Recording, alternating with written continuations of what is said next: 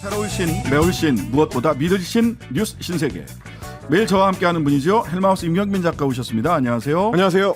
예, 금요일에는 이분과 함께합니다. 김준호 변호사 나오셨습니다. 네, 안녕하세요. 김준호입니다. 네, MBC 라디오 시사 95만 명에서 24명, 24분 모자라시네요. 예. 최근에 여의도에 있는 K 방송국 시사 채널이 100만 넘어서 골드 버튼이 나왔다고 하더라고요. 그렇습니까? 네. 그런 일이 있었군요. 분발해야 될 것 같습니다. 네, 알겠습니다. 좋은 소식 감사합니다. 예, 오늘 헬마는 드디어 네. 그 목을 푸셨네. 보호대를 이제 풀고 목보호대를. 예, 이제 재활로 넘어갔습니다. 네. 감사합니다. 그렇군요. 예, 건강 잘. 네. 요새 뒷목 잡을 일들이 많아가지고 그러니까요. 조심하셔야 되는데. 네. 예. 오늘 뉴스 전하기 전에 보호대를 마저 차고 나올까 싶었는데 일단은 좋은 모습 보여드리기 위해서 네. 나왔습니다. 여튼 여러분 모두 헬마도 건강 조심하시고요. 뒷목 잡을 일 많은데 다들 건강 잘 살피시기 바랍니다. 자, 첫 번째 뉴스. 자, 또 이렇게 한 분이 스스로 극단적 선택을 하셨다. 이재명 대표의 경기도지사 시절 초대 비서실장. 이분은 근데 늘공이세요. 그냥 네. 정무직 공무원이 아니라 늘공이셨던 분인데 이재명 대표는 격분했습니다. 그렇습니다. 이재명 대표가 이제 경기도지사로 재직할 때 사실은 이제 성남시장 시절부터 비서실장을 지냈던 전 모 씨가 어제 자택에서 숨진 채 발견됐고요. 말씀하셨던 대로 현장 상황들 그리고 증거를 토대로 봤을 때는 이제 자살한 것으로 본다라는 게 경찰의 입장입니다. 일단 유서도 발견이 됐기 때문에 맥락상으로는 그렇게 이제 읽히고 있는 상황이고요. 이 경기도지사 이제 비서실장을 역임한 뒤에는 경기주택도시공사에서 경영기획본부장을 지냈고요. 퇴직하기 직전까지는 이제 사장 직무대행을 맡기도 했습니다. 그런데 이제 퇴직 전후에 가지고 성남FC 후원금 의혹과 관련해 가지고 검찰 조사를 받았는데 당시 이제 검찰에서 받고 있던 혐의는 네이버가 성남FC의 후원금을 기부하는 과정에서 개입한 것 아니냐라는 점이었습니다. 그리고 최근에는 이화영 전 경기도 평화부지사가 쌍방울그룹과 관련해 가지고 이제 뇌물수수 혐의를 재판받을 때 공판에서 전 씨가 김성태 전 쌍방울그룹 회장의 모친상에 조문을 다녀왔다는 증언이 나오면서 혹시 또 조사를 받는 거 아니냐 이것 때문에 스트레스를 많이 받았었다라고 주변인들이 전하기도 했습니다. 오늘 이재명 대표는 민주당의 현장 최고위원회 회의에서 과도한 압박 수사 때문에 생긴 일이지 이게 이재명 때문이냐라고 되물으면서 검찰의 미친 칼질을 용서할 수 없다라고 분노를 표시했습니다. 오늘 이재명 대표의 발언 직접 한번 들어보시겠습니다. 믿을 수 없는 부고를 접했습니다. 자랑스러운 공직생활의 성과들이 검찰의 조작 앞에 부정을 당하고 지속적인 압박 수사로 얼마나 힘들었겠습니까? 검찰 특수부의 수사 대상이 된 사람들이 왜 자꾸 극단적 선택을 하겠습니까? 이 억울한 죽음들을 두고 정치 도구로 활용하지 마십시오. 이게 검찰의 과도한 압박 수사 때문에 생긴 일이지 이재명 때문입니까? 그야말로 광기입니다. 광기. 검찰의 이 미친 칼질을 도저히 용서할 수 없습니다. 반면에 이제 국민의힘 쪽에서는 이재명 대표가 직접 해명하라라고 하면서 맹공을 퍼부었는데 김기현 대표 같은 경우는 아무리 이해하려고 해도 이해가 어려울 만큼 섬뜩한 느낌이 들고 주변에 어두운 그림자가 암울하게 드리운 거는 안타까운 일이 아닐 수 없다라고 했고요. 국민의힘 김미애 원내대변인도 논평을 통해서 이재명 대표 주변 죽음의 공포는 오롯이 이 대표 탓으로 봐야 옳다라고 했고요.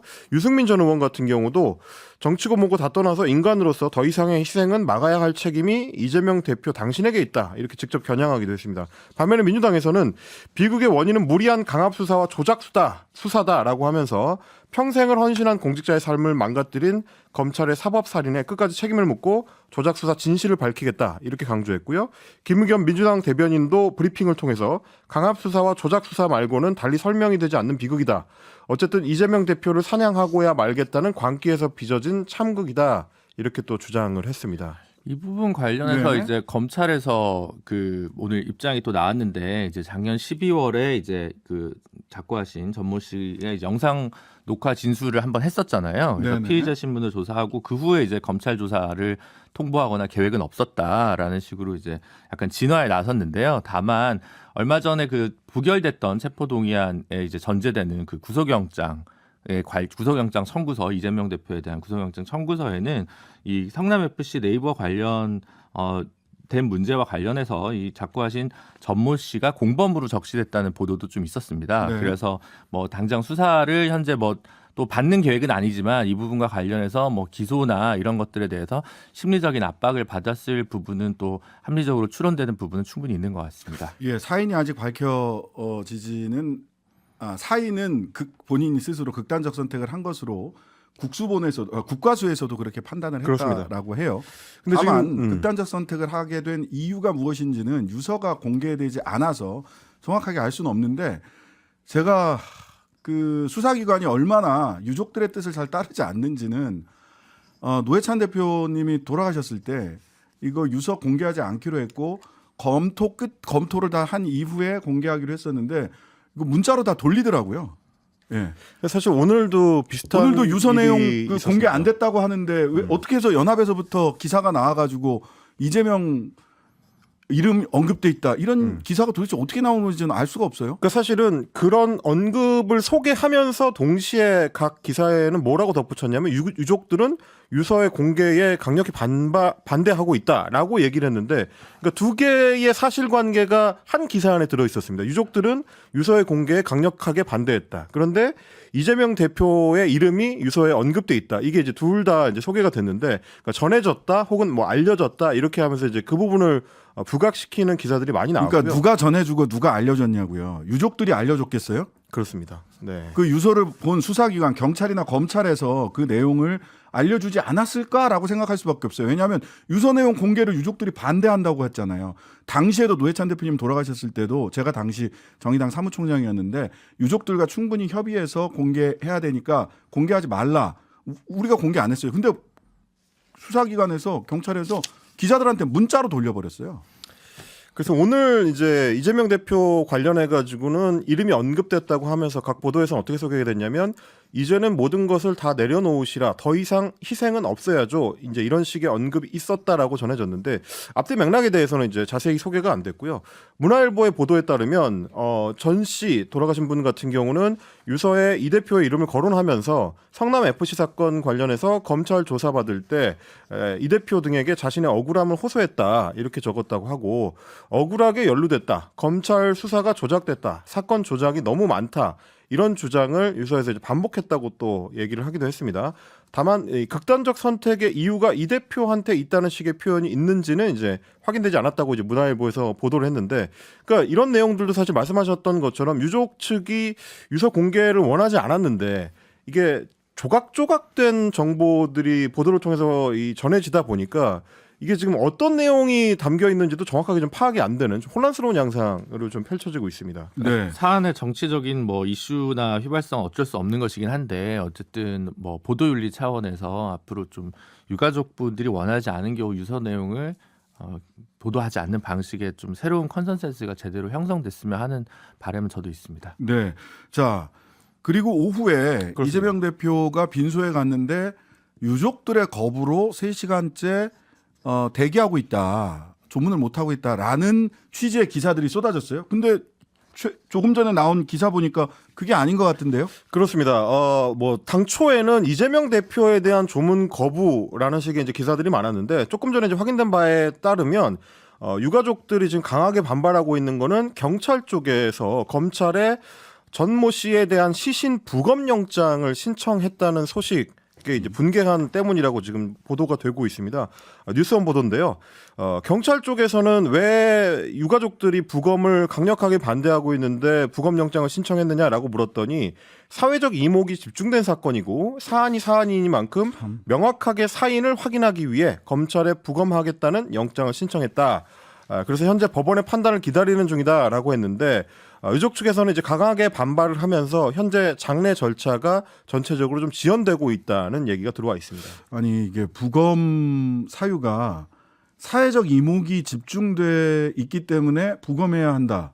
김준우 변호사님, 네. 이 부검 사유 맞습니까? 아닙니다. 이거는 이제 실제로 이제 변사자라고 하는데요. 이제 법적 용어로는 네. 이제 자연사를 제외하고 타살이든 사고사든 아니면 이제 본인의 극단적인 선택이든. 선택을 한 경우에는 이제 검시를 하도록 돼 있습니다. 눈으로 보는 겁니다. 네, 검시를 하는데 이제 이게 아주 이제 구체적으로 뜯어다 얘기를 드리면 이제 눈으로 보서 외부적인 오감만으로 보는 걸 검 아니라고 하고 이제 그 시신을 좀 해부하는 작업을 하는 걸 이제 부검이라고 하죠. 그래서 부검까지 가는 경우는 이제 좀 더 훨씬 더 낮은 비율이긴 한데 이 같은 경우는 사실은 이제 자택에서 극단적인 선택을 하신 경우이기 때문에 CCTV를 통해서 누가 출입했는지 여부만 충분히 확인하면 사실 타살인지 아닌지는 충분히 이제 자살인지는 사실은 확인할 수 있기 때문에 그런 상황에서 구태여 부검까지 할 필요가 있을까? 저로서는 사실 이거는 구태여 그럴 필요가 없을 거죠. 사인을 명확하게 구명하기 어려운 경우에 필요한 절차이지 사회적 이목의 중요도에 따라서 이게 달라지는 것은 좀 맞지 않는 것 같습니다. 네. 그렇습니다. 그 부검 요건에 없어요. 사회적 이목이 집중된 사건은 부검할 수 있다. 영장을 받아서. 이거 영장을 받았다는 것 같은데 지금 언론 보도에 따르면 네. 당사자 유족들이 동의를 하면 영장 없이도 부검할 수 있는데요. 유족들이 반대하면 영장을 받아서 부검을 해야 되거든요. 그러면 영장 어떻게 집행할 거냐 그러면 경찰과 검찰은 이거는 이제 강제 집행을 할 수 있는 거기 때문에 유족들의 의사와 관계없이 시신을 부검할 수 있거든요. 실제 그렇습니다. 이게 방해할 경우에 형사처벌하는 규정도 있기 때문에 예. 네. 그러니까 이 사건을 이렇게 이런 방식으로 갈등을 더 불러일으키고 의혹을 증폭시키고 그리고 이렇게 시간을 지연하는 이유가 뭐냐라는 질문을 할 수밖에 없어요. 근데 어쨌든 그 현재 영장이 나왔는지는 아직 정확하게 확인되지는 않은 것 같고요. 그 어쨌든 이 상황 자체에서 아무래도 정치적 유불리를 따져보는 집단이 둘밖에 없을 거라고 생각합니다. 검찰도 어쨌든 심리적인 부담을 느낄 거고 민주당도 정치적 부담감을 느낄 수밖에 없는 부분이기 때문에 사실 이럴 때일수록 수사기관에서 조금 더 형평에 반하지 않게 그리고 사회 통념에 맞게 좀 적정하게 처리하는 게 되게 중요하다고 보여지는데 지금 약간 우려스럽고 뭐 법원에서 저기 판단하지 않을까 조심스럽게 예견해 예, 봅니다. 영장을 청구했고 법원의 판단을 기다리고 네. 있는 상황이라고 합니다. 그러면 수사기관에서는 영장 나오기 전에 유족들에게 동의해 주세요라는 이야기를 계속 하고 있겠네요. 네. 그 사실 뭐 이 사안에 대해서 좀 의문이 드는 지점은 이런 대목입니다. 예전 같으면 이렇게 이제 수사를 받는 도중에 뭐 극단적 선택을 하는 그 뭐 피조사자들이나 뭐 피의자들이나 이런 경우가 늘어날 경우에는 대체로 이제 언론 보도의 방향이 검찰의 이제 강압적 수사 여부에 좀 집중이 많이 됐었거든요.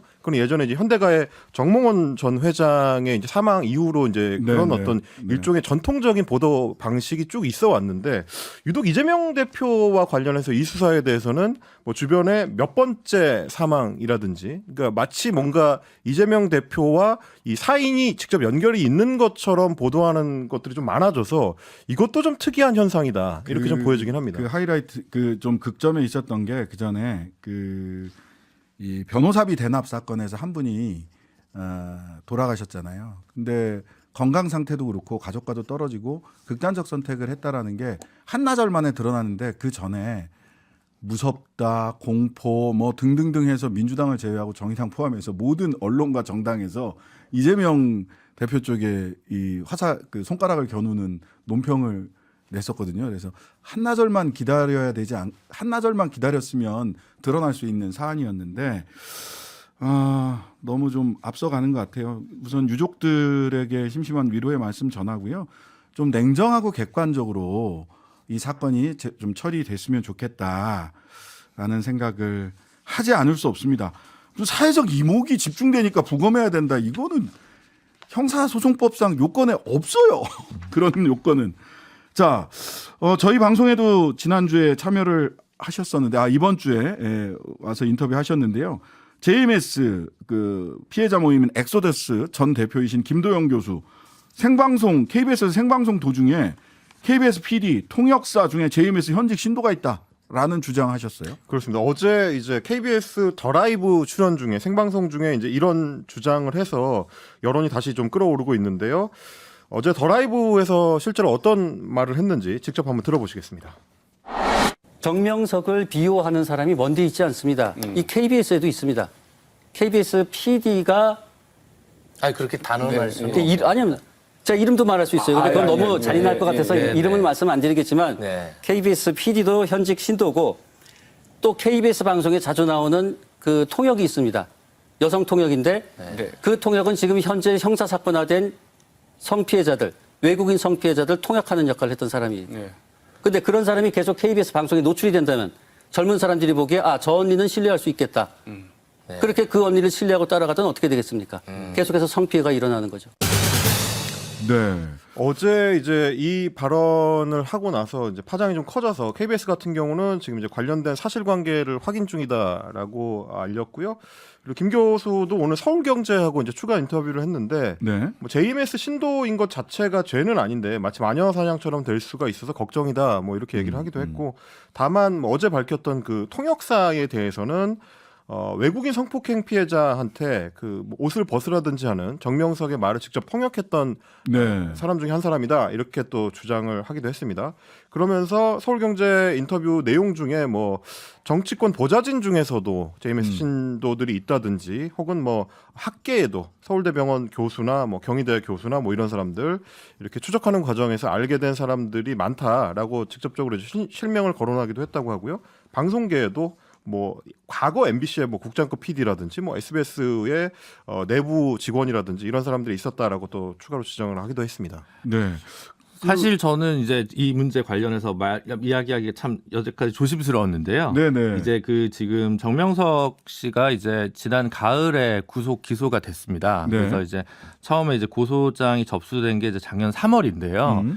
이제 이 피해자 두 분 건과 관련해서 이제 기소가 된 상황이고, 네. 이제 그다음 그 외에 또 세 분의 피해자가 더 고소를 한 상황입니다. 네. 근데 이제 그 고소 대리를 제 앞방 변호사랑 옆방 변호사가 하고 있어가지고 같은 법무법인에서 네. 그러니까 법무법인 DS 네, 제가 있는 이니셜로 법무법인인데 말씀드립니다. 근데 다만 이제 저희 내부에서도 이런 사건들은 서로 기록을 공유하지 않기 때문에 그렇죠. 저는 이제 그런 그 구체적인 정황은 잘 모르지만 이제 계속 이제 오며 가며 고생들을 하니까 이제 들은 얘기들 이제 조금 있으면 이번에 이제 아마 3월에 작년에 기자회견 했을 때도 상당히 언론의 반응이 있었습니다만 이번 넷플릭스에 MBC가 제작한 그 나는 신이다라는 그 다큐멘터리가 이제 올라오면서 또 이제 많은 피해자분들이 저희 쪽으로 좀 연락을 주시고 있나 봐요. 네, 네. 근데 이제 그분들 중에서는 이제 너무 옛날에 피해를 당했는데 이제 뭐랄까 지금이라도 뭔가 돕고 싶다라고 의사를 밝히시는 분들도 계시는 것 같고 네. 그다음에 형사 고소까지는 하고 싶지 않다라고 하셨던 분들 중에 다시 용기를 낼까 고민하시는 분들도 있고 네. 뭐 그런 상황이고 지금도 몇 건 더 이제 고소를 준비를 아마 할 모양인데요. 그 과정에서 사실은 작년 3월에 그 처음에 이제 고소장을 제출하고 가을에 기소될 때까지 충남경찰청 관련 팀장님이 엄청 고생을 많이 하시고 했다고. 전 이름을 모르고 제가 하는 건 네, 아닌데 네. 변호사분들이 같이 일하는 이제 친구들이 이제 이렇게 열심히 하는 팀장을 본 적이 없다 뭐 이렇게 얘기했는데 제가 이름까지 얘기하면 뭐 이름도 모르고 네, 사사롭긴 네, 합니다만 그래서 경찰이 그런데 갑자기 검찰이 나타나서 이 부분을 약간 좀 트로피를 가져가려고 하는 것 같아서 그러니까요. 그 부분이 약간 좀 불편했어가지고 제가 그냥 이 부분만 그냥 첨언 같지만 말씀드립니다. 이런 가운데 만민중앙교회 또 나는 신이다 뒷부분 저도 그렇습니다. 어제 이거 다 봤는데 만민중앙교회 이재롱 목사는 16년 중형 선고받고 복역 중이었는데 뇌종양 수술 목적으로 1월 17일부터 형 집행정지로 풀려나 있는 상태다. 참 형 집행정지가 공평하게 치료를 위한 형 집행정지가 공평하게 진행되고 있는지 의문이 드는 부분입니다. 잠시 광고 듣고 뉴스 신세계 이어가겠습니다. 하루 종일 기다려지는 진짜 시사. 평일 저녁 6시 5분 신장식의 뉴스 하이킥.